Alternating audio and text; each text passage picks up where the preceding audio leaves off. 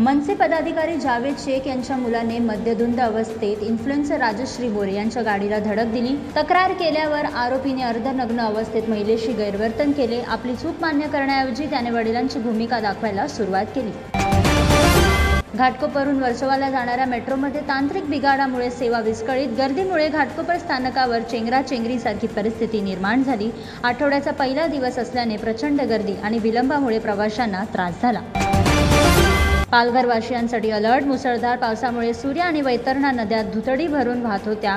धरणांमधून पाणी सोडण्यात आले। रेड अलर्टमुळे प्रशासनाने आज शाळा आणि अंगणवाड्या बंद ठेवल्या। लोकांना घरात राहण्याचे आवाहन केले।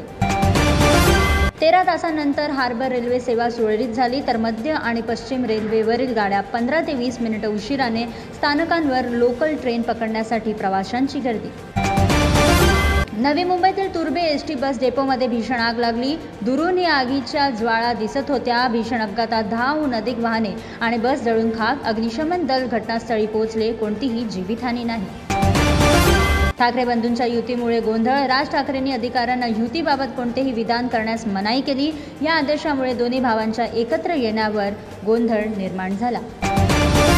मुंबईकरांनी मुसळधार पावसासाठी सतर्क राहावे। हवामान खात्याने मुंबईत मुसळधार पावसासाठी ऑरेंज अलर्ट जारी केला। रात्रीपासून सुरू असलेल्या पावसाचा वाहतुकीवरही परिणाम झाला। टॅक्सी रिक्षाच्या तक्रारींसाठी मुंबई आरटीओने टोल फ्री नंबर जारी केला आहे। प्रवाशांची गैरवर्तन रोखण्यासाठी टोल फ्री नंबर 24 तास कार्यरत राहणार। जादा भाडे वसुलीच्या समस्या सोडवल्या जातील।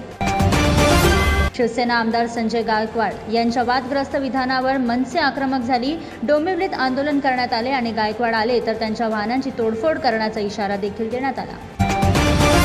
शिंदे यांच्या बालेकिल्ल्याच्या ठाणे शहरातील चौकात मनसेचे पोस्टर लावले। दोन्ही भावांना एकत्र आणण्याबद्दल राज ठाकरे आणि उद्धव ठाकरे गटाच्या कार्यकर्त्यांनी फडणवीसांचे आभार मानले। साकीनाका पोलिसांनी 62 वर्षीय व्यावसायिकाला अटक केली। आरोपीने 2 मुलींना नोकरीचा आमिष दाखवून आपल्या वासनेचा बळी बनवली। मुंबई मेट्रो कॉर्पोरेशन आता नवीन मोनोरेल सुरू करण्याची तयारी करत आहे। प्रवाशांची वाढती गर्दी कमी करण्यासाठी घेतला निर्णय। विरार महिला लोकलमध्ये झालेल्या भांडणानंतर लाचखोरीचे प्रकरण समोर आले। 5000 रुपयांच्या लाचखोरी प्रकरणात चौकशीत दोषी आढळल्यानंतर जीआरपी कॉन्स्टेबल एकनाथ माने यांना निलंबित करण्यात आले।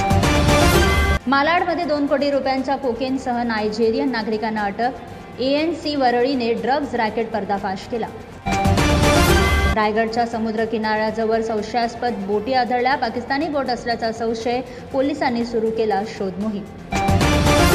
महाराष्ट्रात हिंदी मराठी भाषेचा वाद पुन्हा तापला। भाजपा खासदार निशिकांत दुबे यांनी स्थलांतरित दुकानदाराला मारहाण प्रकरणी ठाकरे बंधूंवर निशाणा साधला आणि म्हणाले, हिम्मत असेल तर उर्दू बोलणाऱ्यांना मारा। कुत्राही स्वतःच्या घरात सिंह असतो। पालघर MIDCतील प्लॅटिनम पॉलिमर्स कंपनीत काल रात्री शॉर्ट सर्किटमुळे भीषण आग लागली। अग्निशमन दलाच्या जवानांनी आग आटोक्यात आणली। कोणतीही जीवित 500 रुपयाची लाच घेतल्याचा खटला 23 वर्ष टिकला। आरोपी अधिकाऱ्याच्या मृत्यूनंतर मुंबई उच्च न्यायालयाने त्याला निर्दोष सिद्ध केले। मृत अधिकाऱ्याच्या डोक्यावरील कलंक दूर झाल्याबद्दल कुटुंबाने समाधान व्यक्त केले। मुंबईत सोने आणि चांदीच्या किमतीत बदल। 10 ग्राम 22 कॅरेट सोन्याचा भाव 90,100 रुपयांवर पोहोचला, तर चांदी 1,10,000 रुपयांवर पोहोचली।